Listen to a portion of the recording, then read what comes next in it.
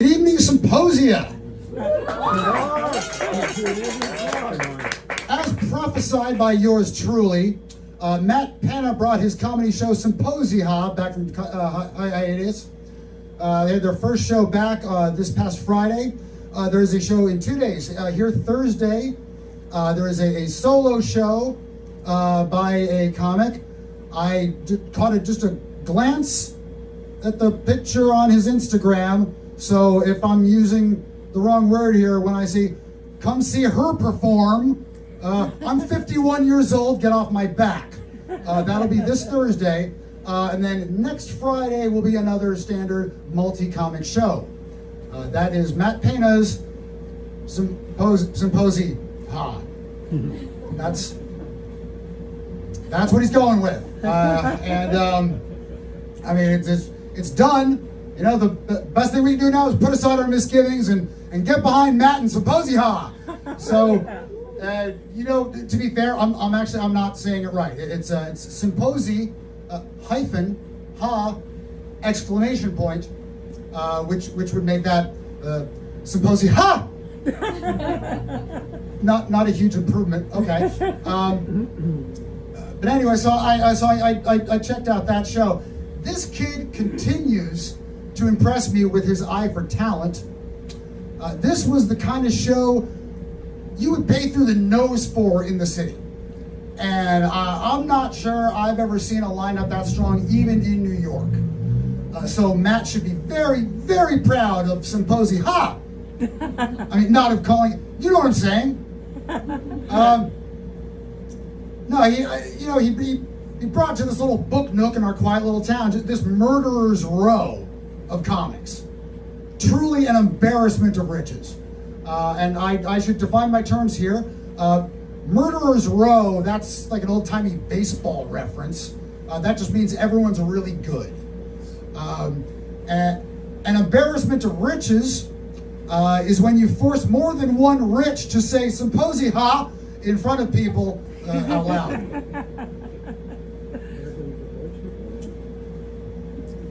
Oh yeah, Clark, you don't think Matt knocked it out of the park on that one? Symposia, you don't. Well, thanks for weighing in, Clark. At Instagram.com/ho_jokin'. We'll defer to you. You're the expert at naming things. Hopefully in the future, Matt will run his ideas past you before pulling the trigger. I mean, if you got a branding savant right there, it'd be silly not to take advantage. So I was at the show, and a grand time was had by almost all. What happened was, and I'm making it sound like maybe I was in the show and things didn't go so well for me. No on the former. I was not performing, I was just there in the audience.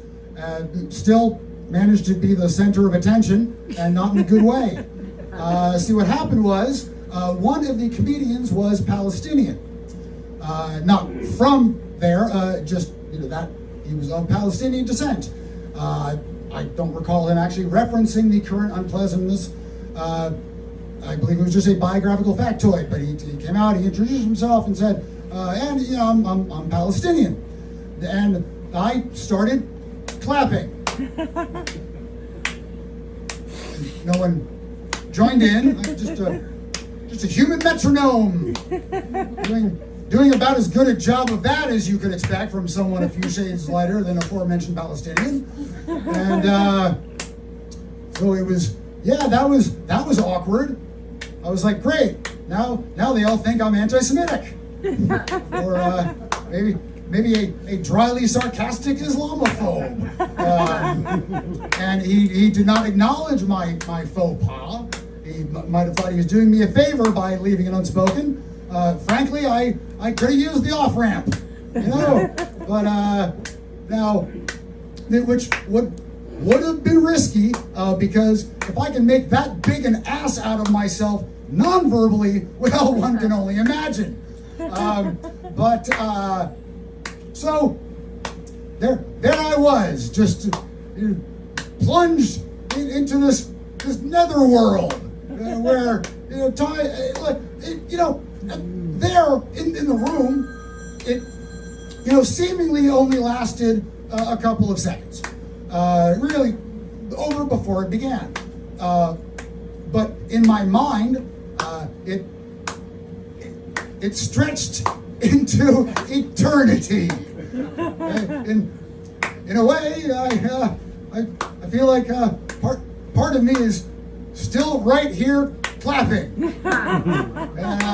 So I just sort of tumbled into a cosmic pinball machine where the bumpers and flippers have been replaced with Salvador Dali clocks. And while I was suspended there in this liminal realm, I said, you know what this reminds me of? And what it reminded me of was, and here I'm going to have to set the stage a little bit. There was a TV show back in the 80s that took America by storm. Who here remembers Solid Gold? Remember, you don't really have to applaud. It doesn't hold up terribly well. No need to clap for it. But hey, I'm one to talk, right? I'm not entirely sure, but I believe Solid Gold also had an exclamation point on the end, Yes. which changes things going forward. I'll try to adapt. So now what would happen is the big rock and pop stars of the day, they would come to the Solid Gold studio and they would pantomime over their hit singles. And now modern music, the word live can be used loosely these days. But if you're going to a concert, there's a pretty good chance that a lot of what you're hearing is pre-recorded. Not as egregious as Solid Gold, because what they would do, they would play the album track as heard on the radio. So it would be kind of jarring sometimes. Like you'd be watching Thomas Dolby lip syncing to himself, but he'd also have to do the science. And you were like, wait, wasn't that an elder gent on spoken word goodies? But what I'm getting to is another thing about modern music to note here. Songs these days end. Not back then. Not in the 80s. No. Not once the FCC's "fuck you, you will take a slowly fading, repeating chorus and you'll like it" act was signed into law in, I want to say, 82. And so what would happen is, as the volume was turning down, the camera would push in on the solo actor band, what have you, and now pop songs top out at what, like 3 minutes and change.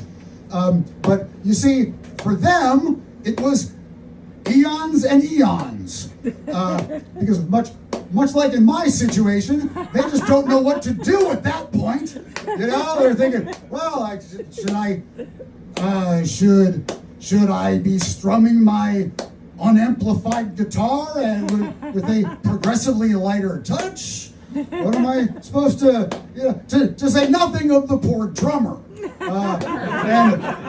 And the vocalists. Oh God, the vocalists. Yeah, I mean, once the vocals have been potted down to nothing, they're just out there like, wait, there is no longer any sonic equivalent to these shapes I am forming with my mouth. At this point, I might as well just start screwing with whatever lip readers have tuned in. And will I ever be free of Marilyn McCoo and Rick Dees' House of Anguish? Or am I damned forever to this sick, twisted simulacrum? And then, just then, as they were about to snap, just when you could see that look in their eyes that said, hey, the abyss is gazing back into me. I'm going to try to get the abyss's number. Right then, that's when the solid gold dancers would swoop in. Is this my first mention of the solid gold? Guys, I told you, I will tell you when it's time. So these solid gold dancers would swoop in to save the day. You know, they would twirl in, you know, they drape themselves across the performers. And they would form this like a sexy, you know, pile-on. You know, they're covering the front of the performers, just a thicket of nubile limbs.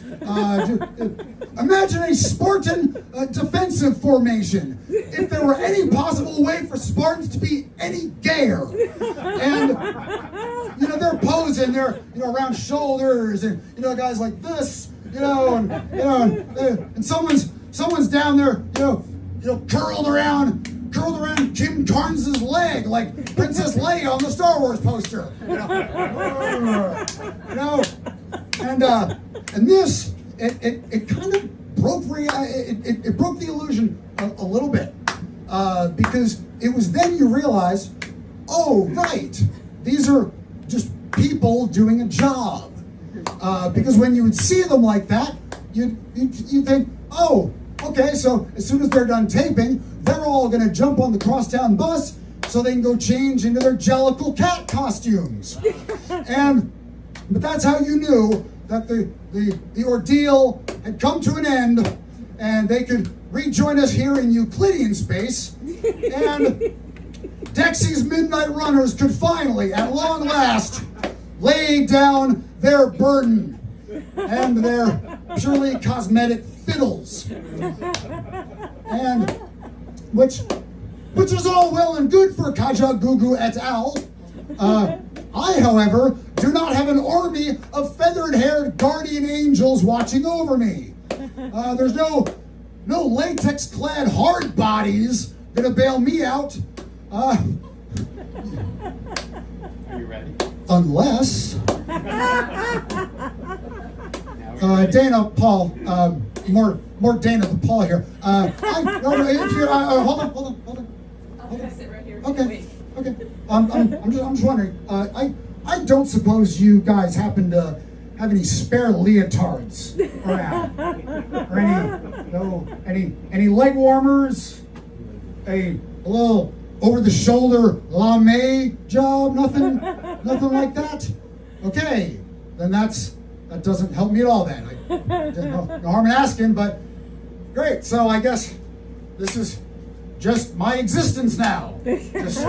Just watching space accordion out in front of me as eggs lay chickens and time ain't nothing but Langolier food. But wait a minute.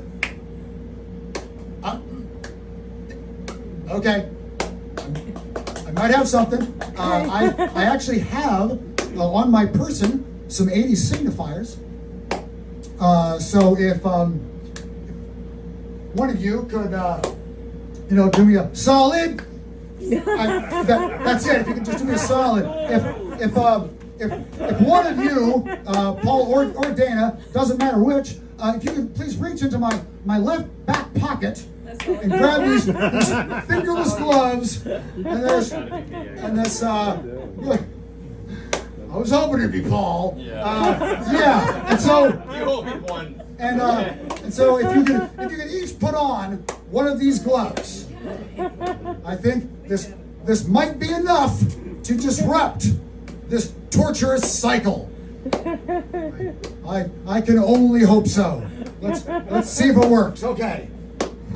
Here we go. Maybe this will free me from the bondage. Here we go. I want you to hit that. I'm thinking of kind of a Charlie's Angels meets Jazzercise thing.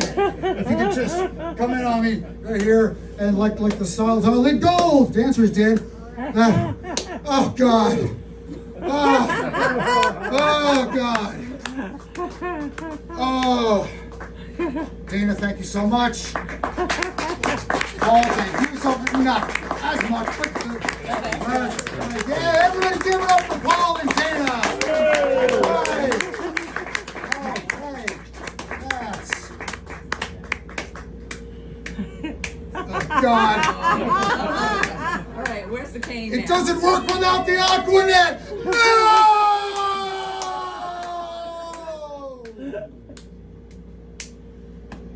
Okay. Man, it's moving right along. Yeah, I'm already halfway through myself. Oh, wait. All right, you guys ready to bring this on home? Ah, come on. Ready to land this plane? All right, big finish. Want to go out on a high note. Yes. Okay. Okay, here we go.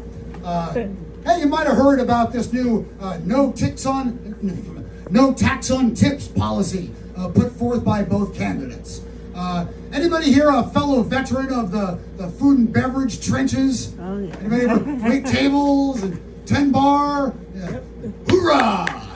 Yeah. So you understand just what a windfall this would be for all of those service sector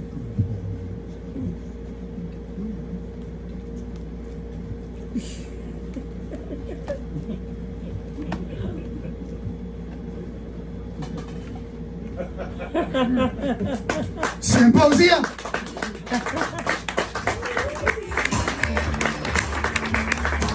That was a great set. I love that.